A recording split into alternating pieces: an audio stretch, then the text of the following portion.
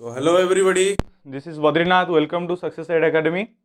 बच्चों, हमारे जो पिछले क्लासेस में हम लोग पढ़े थे, क्या प्लैनेट्स के बारे में पढ़े थे, सोलर सिस्टम के बारे में मैं पूरा टोटल बता दिया था, और प्लैनेट्स क्या क्या होते हैं और वो कैसे फंक्शंस करते हैं, कैसे रिवोल्यूशन करते हैं, कैसे रोटेशन करते हैं। ठीक है, तो सब कुछ बता दिया था। तो हम आज पढ़ने वाले हैं क्या, द अर्थ, मतलब हमारे खुद का प्लैनेट जिसको हम अर्थ कहते हैं, पृथ्वी कहते हैं। आज उसके बारे में some interesting facts we are going to study now. Okay, तो सबसे पहले यहां पर आ जाता है जो आवर प्लैनेट अर्थ। अर्थ हमारा आज का टॉपिक है। हम क्या पढ़ने वाले हैं? It is the third nearest planet to the sun. It is the third nearest planet to the sun. ये जो सन है, जो सूरज है, मैं बताया था पिछले क्लास में, एक सेंटेंस बोला था, my very efficient mother just served us noodles. ठीक है कि नहीं? तो वो जो माई वेरी एफिशिएंट, एफिशिएंट जो वर्ड है, माई वेरी माने Mercury, Venus, E for efficient and E for Earth. तो वो जो शॉर्ट फॉर्म में बताया था याद रखने का, वो आता है थर्ड।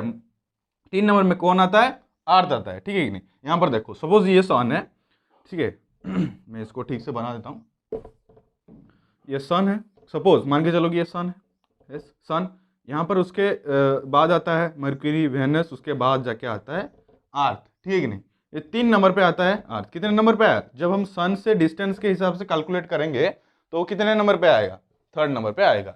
सेकंड में इन the size, it is the 5th largest planet. ये जो पूरे सोलर सिस्टम में 8 प्लैनेट्स हैं, उनका साइज के हिसाब से जब हम डिवाइड करेंगे उनको according to the size it is the 5th largest planet. ये 5वां लार्जेस्ट प्लैनेट है अकॉर्डिंग टू साइज। तो मैं बोला था कि मार्स, बहुत सारे बच्चे सोचते हैं कि मार्स अर्थ के बराबर है, मतलब कि दोनों आ जाते हैं साइज 5th में। ऐसा नहीं है। तो मैं पिछले क्लास में भी बोला था कि वेनस को क्या कहा जाता है? अर्थ ट्विन कहा जाता है, क्योंकि वो similar to the shape and size. Similar, the difference between similar and same is different thing. Okay, तो ये डिफरेंट होता है, वो वेनस से डिफरेंस होता है, मार्स से भी डिफरेंट होता है। तो साइज में तो थोड़ा बहुत तो इधर उधर होगा, ऐसा नहीं कि वो बड़ा हो गया छोटा हो गया। तो उसी हिसाब से उसी कैटेगरी में जब हम डिवाइड करेंगे तो ये 5th largest planet in the solar system is Earth. जब आप क्वेश्चन पूछेगा कि what is the name the 5th largest planet in the solar system, तो या फिर ऐसा पूछ सकता है कि Earth is the 5th largest, say the planet name which is the 5th largest planet, ऐसा बोल जाता है। तो हम लोग बोलेंगे क्या? अर्थ। जो बहुत सारे टाइम्स में आता है फिल इन द ब्लैंक्स, या फिर एमसीक्यू क्वेश्चंस में आता है, तो हम क्या बोलेंगे? Earth. It is slightly flattened at the poles. बच्चों, यहां पर बहुत इंपॉर्टेंट चीज एक है कि जब हम अर्थ को देखते हैं तो बहुत पिछले जमाने में, एंशिएंट टाइम्स में, उसको फ्लैट माना जाता था, पूरा फ्लैट। फिर बाद में हमको पता चला कि वो फ्लैट नहीं है, एक स्पेरिकल शेप है। स्पेरिकल शेप मतलब बहुत सारे बच्चे समझते हैं कि फुटबॉल जैसा है। नहीं, वो फुटबॉल जैसा नहीं है, पूरा स्पेरिकल वो नहीं है। क्योंकि वो उसका शेप क्या है? It is described as geoid. उसको हम कहते हैं GEOID, जियोइड। वो जियोइड शेप है, यानी कि ऑरेंज का, जब हम ऑरेंज खाते हैं तो ऑरेंज का शेप कैसे होता है? ऑरेंज का शेप कैसे होता है? It is slightly flattened at the poles. Orange का शेप ऊपर से और नीचे से क्या होता है? थोड़ा सा फ्लैट होता है। तो उसी प्रकार से ये जो नॉर्थ पोल है और ये जो साउथ पोल है हमारे अर्थ का, ठीक है कि नहीं? तो वो क्या होता है? थोड़ा सा नीचे से नॉर्थ पोल, ऊपर से नॉर्थ पोल से और नीचे से साउथ पोल से थोड़ा सा फ्लैटेंड है, मतलब कि वो जियोइड शेप है। हम उसको कहते हैं जियोइड शेप। वो स्पेरिकल नहीं है। अगर हम एग्जैक्टली देखें जाएं तो वो जियोइड शेप है। तुम लोग का 6th क्लास में ये थोड़ा सा एक सेंटेंस में लिखा गया है बुक में, कि बाद में जाके तुम इसको पूरा मतलब डिस्क्राइब करके जानोगे इसके बारे में। तो फिर आता है अर्थ सपोर्ट लाइफ। अर्थ यूनिक प्लैनेट क्यों है? पूरे सोलर सिस्टम में अर्थ में ही प्लैनेट, अर्थ ऐसा है प्लैनेट है जहां पर लाइफ है। तो अलग प्लैनेट्स में क्यों लाइफ नहीं है?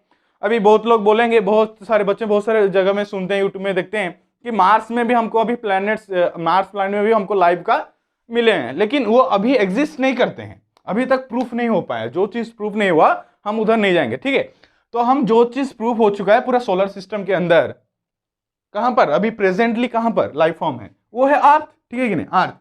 Favourable condition to support life. Earth have favourable condition which can support the life. Neither too hot not too cold. Neither too hot not too cold मतलब वीनस, जैसे मैं पिछले क्लासेस में बताया था कि मर्क्यूरी हॉटेस्ट प्लैनेट नहीं है, क्योंकि उसके पास एटमोस्फेयर नहीं है, वो रिफ्लेक्ट कर देता है, जितने भी लाइट आता है, जितने भी हीट आता है वो रिफ्लेक्ट करके चला जाता है। वेनिस के पास है एटमोस्फेयर, वो हीट को एब्जॉर्ब करके रखता है, थोड़ा रिकॉल कीजिए, हीट को वो एब्जॉर्ब करके रखता है, तो इसलिए वो पूरा सोलर सिस्टम का हॉटेस्ट प्लैनेट हो जाता है। तो वहां पर लाइफ फॉर्म हो सकता है क्या? नहीं हो सकता। और जैसे कि नेपच्यून, सटर्न, उस तरफ में क्या हो जाता है, वो बहुत कोल्ड एरिया है। दो आउटर, हम पहले क्लास में क्या पढ़े थे, inner planets and outer planets. Inner planets कौन कौन है?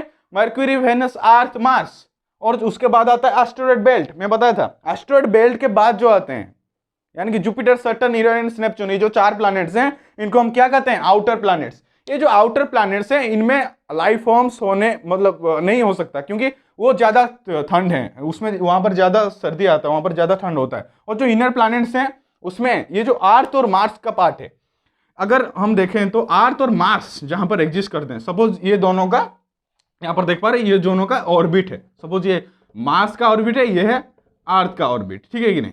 तो यहां पर होता है कि क्या है कि ये जो अर्थ और मार्स जिस ऑर्बिट में वो रिवोल्यूशन करते हैं सन का, वहां पर हैबिचुअल जोन कहा जाता है उसको, लाइफ फॉर्म होने का वहां पर ज्यादा चांसेस है। तो इसलिए आजकल साइंटिस्ट लोग बोल रहे हैं कि मार्स में भी हमको लाइफ फॉर्म्स मिलते हैं, एंशिएंट टाइम्स में वहां पर भी लाइफ फॉर्म्स थे, लेकिन वो अब तक प्रूफ नहीं हुए हैं। अभी प्रेजेंटली अर्थ में ही सिर्फ लाइफ सपोर्ट करता है, यानी कि अर्थ सन का हैबिचुअल जोन में आता है।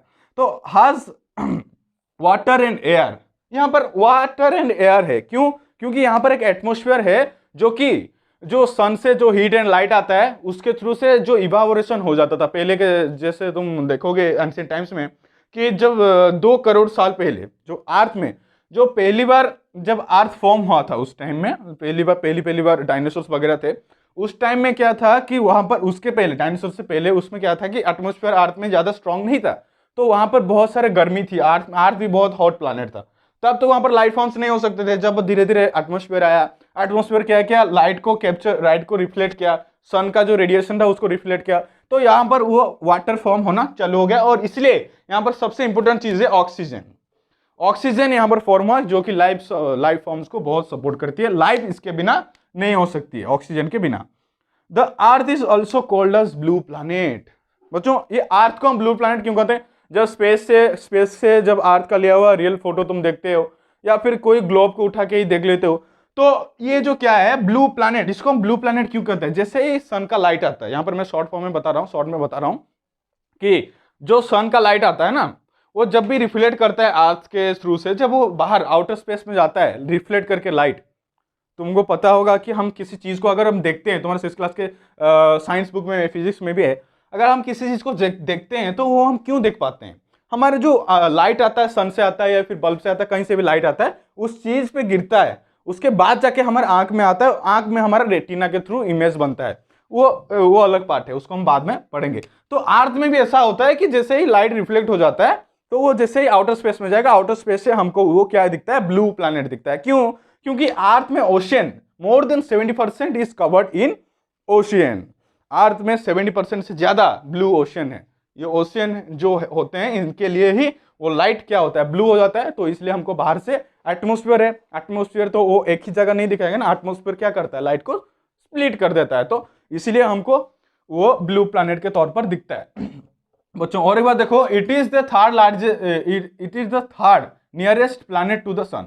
Okay, in the size it is 5th largest planet. It is slightly flattened at the poles. It is described as geoid. Okay. The Earth supports life. Favorable condition to life support. Neither too hot nor too cold. Has water and air in it. The Earth is also called blue planet. ठीक है, तो सबसे important चीज ये geoid हो गया, और इसको ब्लू प्लैनेट कहा जाता है क्योंकि अर्थ में, पूरा सोलर सिस्टम के अर्थ में ही यहाँ पर एक ऐसा जगह है जहां पर अभी तक फिलहाल प्रूफ के साथ पूरा लाइफ फॉर्म एग्जिस्ट करता है। हालांकि जैसे भी आउटर प्लैनेट्स हैं, जो भी आउटर प्लैनेट्स हैं, तो वहां पर भी हमको मिलते हैं क्या?